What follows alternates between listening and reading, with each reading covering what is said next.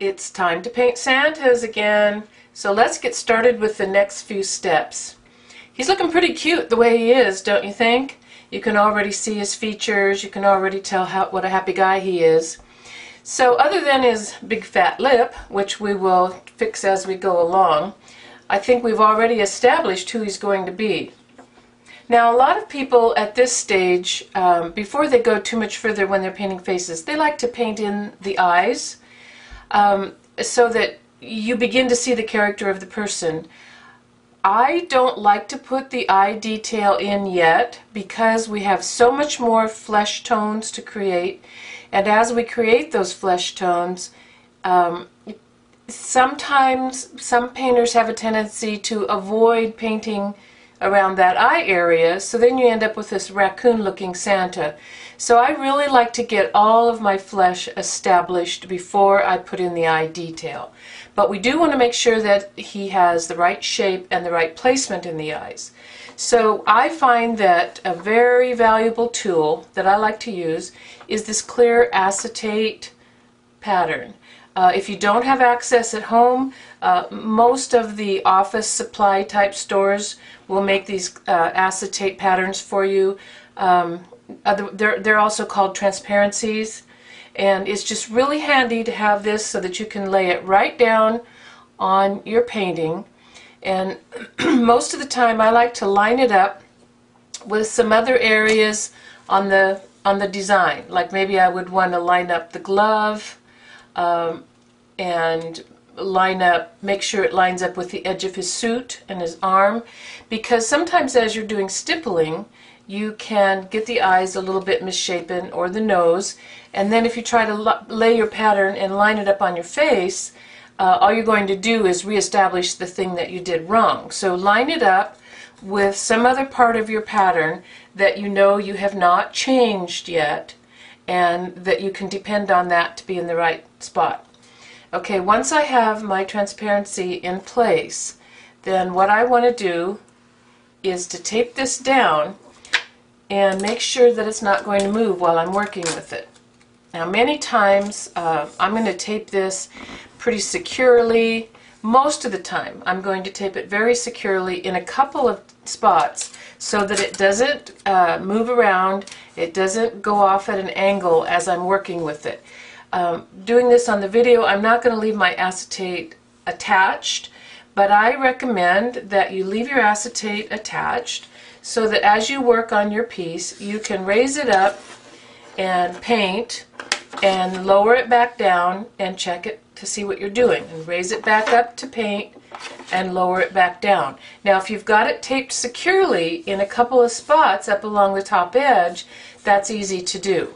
You can raise it right up and lower it back down and maintain your detail so that he looks just the way you want him to look. So once I've got my acetate on there, then I'm going to check and make sure that I've got things going right. Now, it's real tempting, and it's very easy to look at your acetate and say, oh yeah, I've got everything right in place. But that's because your eye wants to look at these black lines, which maybe are not in exactly the right spot. So let's zoom in on this a little bit, and I'll be able to show you where I've made some errors, which are important because every little thing you do on a face has an impact. Right here, if I look very, very closely at my pattern, at my acetate, I can see that below my black line there's a little bit of a fleshy area right in there that I need to correct. If I look over here at this part of this side of the pattern, I can see that I've pulled my nose over, and honestly I remember exactly when I did that. I pulled my nose over a little too far and up in here, and I can also see it right down in this area. So I'm going to want to make sure I get that fixed the right way.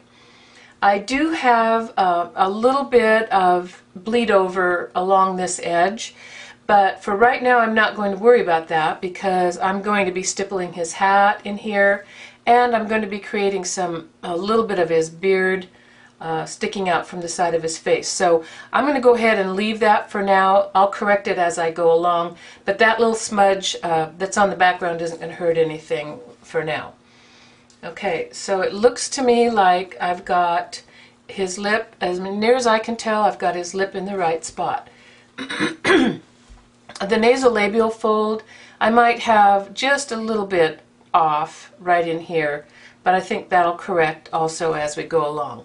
So to make the corrections that I want to make, I'm going to, inside of your eye, you know, as we've done the washes and so forth, those have just become kind of a dark color. It doesn't matter really what you correct this with. It can just be anything dark. So I'm going to, for right now, I'm just going to use some burnt sienna with a little bit of just some dark blue that I have out and handy.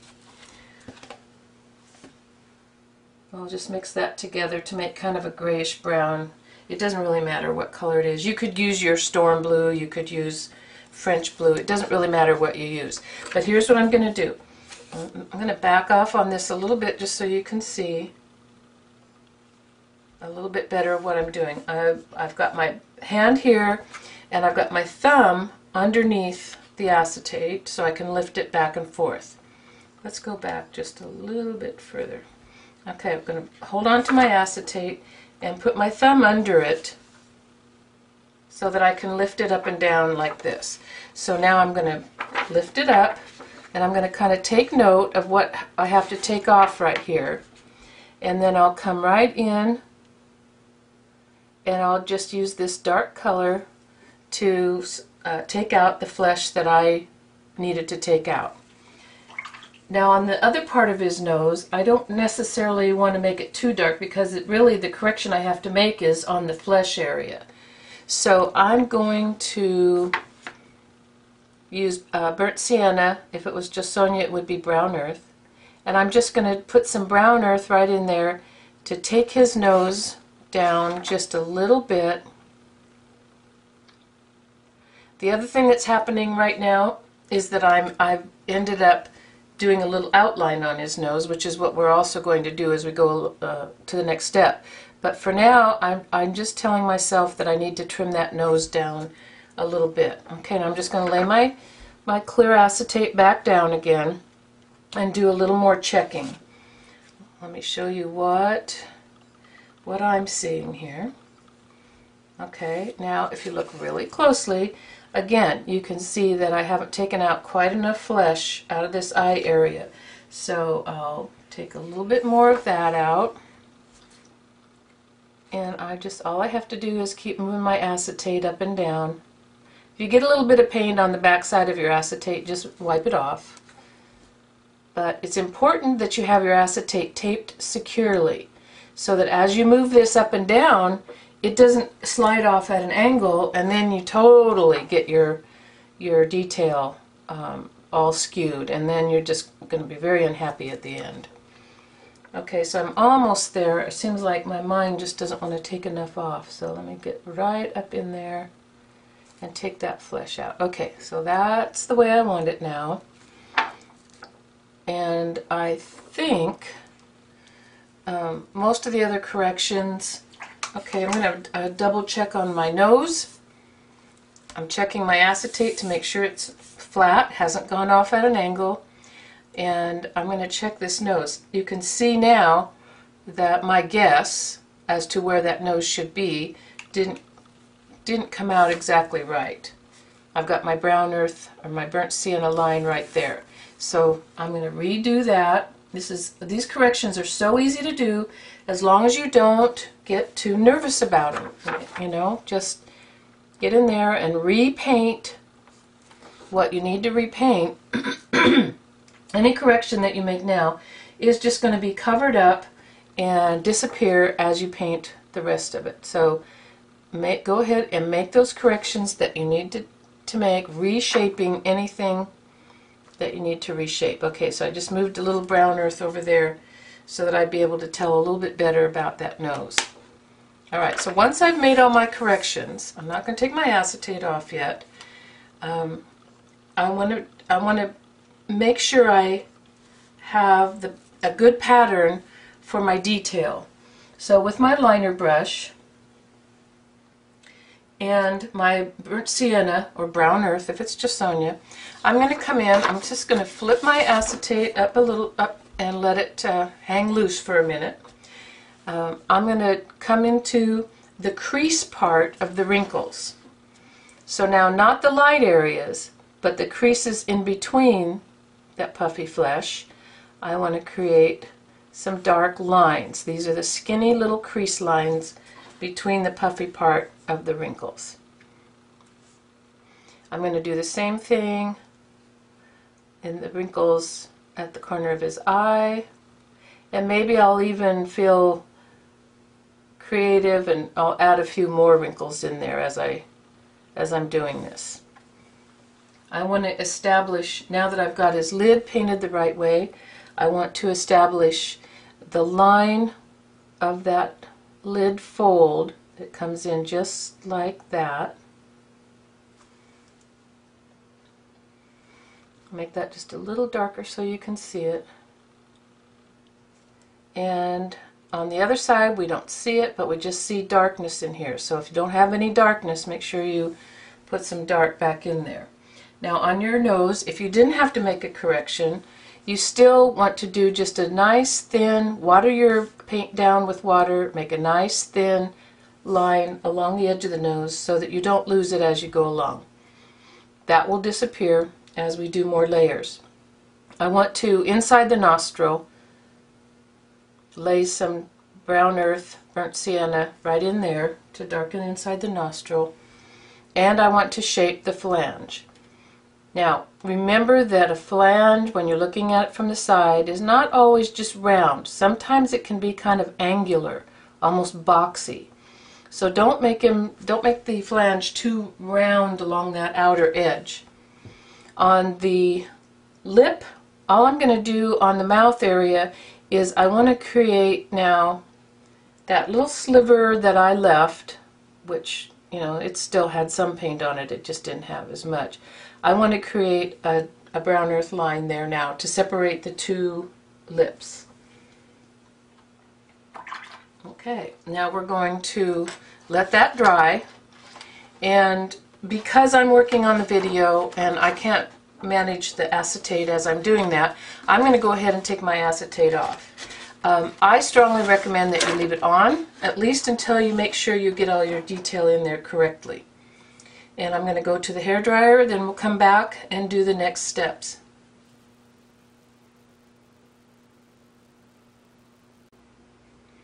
Santa is all dry to the touch now, and he's cooled off a little bit so that I'm not working on a warm surface. This next step, or combination of steps, is one of the most important steps you'll do.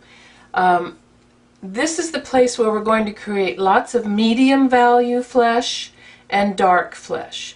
We're not going to be thinking so much about light flesh or highlights. We're going to be thinking mostly about creating medium and dark. So to create medium value, you have to mix light and dark together, right? So we're going to go back and forth between light and dark using the same colors that we've been using, the flesh tone and the burnt sienna or brown earth. So I'm going to be using two brushes because I want to go back and forth between colors, and I don't really want to have to wash my brush between each time, because then I just have to keep blotting water out more and more. The brushes don't have to be the same size. I've got a 6 and an 8. You might have a 4 and a 6, or you might have two 6s, whichever, but they don't have to be the exact same size. What I would do is I would use the smaller one for the stippling, and I would use the larger one for the dry rubbing. We're going to stipple with flesh tone, stipple and dry rub, but we're only going to dry rub with the burnt sienna. We're not going to stipple burnt sienna. We're going to keep it nice and soft by just doing the dry rub. So two brushes. I'm going to load for a dry stipple. So I'm putting that flesh tone into my brush and blotting a lot of it out. And then this is going back to the same thing we've been doing, where we're going to stipple and dry rub and stipple and dry rub with the same colors. Now I want to go ahead and create more of the same of what I've been doing. So as I'm doing this, I'm going to go back and forth. I might pick up my liner brush, I might pick up a little bit smaller blender, but I want to create color again where I had color from the beginning. So it's just kind of redoing what we've already done, only the color is becoming more intense. And the other thing that's happening is that it's getting more blended. So we're stippling with the skin tone base. And actually we ended our last session by stippling skin tone. And so we could have started by doing the dry rub with the burnt sienna. But I started with the skin tone, so that's where I'll keep going.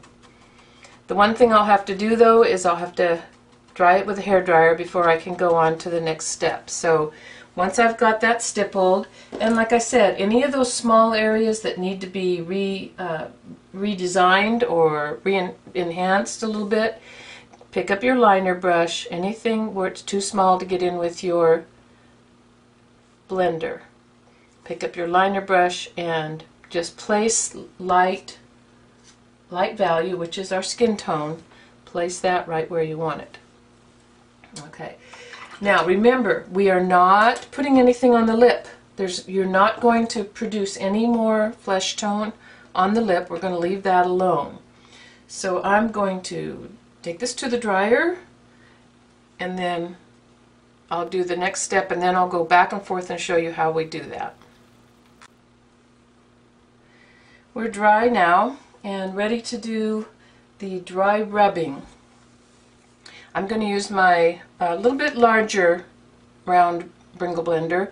As I said, you don't have to. You don't have to have two brushes at all. You can actually wash in between if you really want to.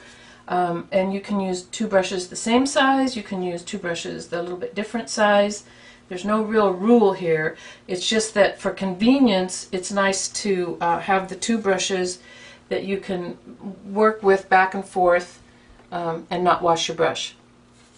Now, because I'm using the Golden Open, which stays workable a little bit longer, I would probably have to use the hairdryer more frequently in order to do the layering. I can do lots of wet into wet blending with the wet surface, but I can't do a lot of wet over dry layering. I have to use a hairdryer in between times. Now this, what I said before about this being an important, one of the most important steps, is that this is where you're going to create those middle values. And the way I do that is I take all the flesh down to a little bit darker value. Then I bring the light back out again. Then I take back down dark again, and then bring the light back up again. So I'm not really concentrating on any particular spot. I'm just kind of doing a dry rub all over the whole face. And once I have that face kind of rubbed down, now my dark is getting almost as dark as I want it, and that's the idea in doing this in layers, is that you can kind of creep up on it. You don't have to produce the darkest dark all at one time. Once that's on, then I can go back to stippling with my light value.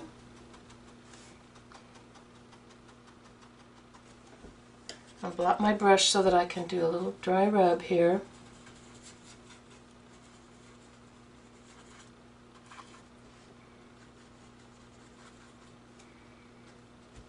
Stipple the light and dry rub, but only dry rub the dark, because if you start stippling with that dark, it's going to get too dark in a hurry, and you don't want that. On the bridge of the nose,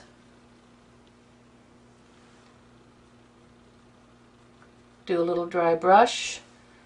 On the wrinkles on the forehead, I can also do a little dry brushing, dabbing, whisking. And as before, I'm not being too careful there. I'm just kind of going in between the creases, but I'm not really trying to create real strong lines there. And now I'm doing a little bit. It's not so much stippling as it is kind of dabbing. I'm just putting light back in where I want light. And I'm probably going to do this about 3 times. So I'll just work away on this and you can see what happens. And I'll probably have to take him to the hairdryer because I am working with the golden, and it's, you know, it stays open long enough that sometime, I mean, it works great, but for me to demonstrate this wet over dry process that I use with the Josonia paint, I kind of have to make sure this each layer dries.